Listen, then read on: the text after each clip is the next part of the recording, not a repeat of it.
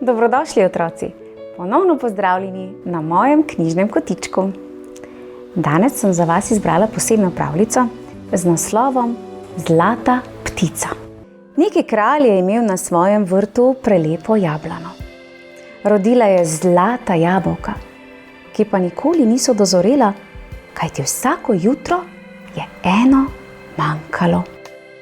In milo jima je prepevala zlata ptica. Čudovita pravljica, z res lepim koncem, a ne?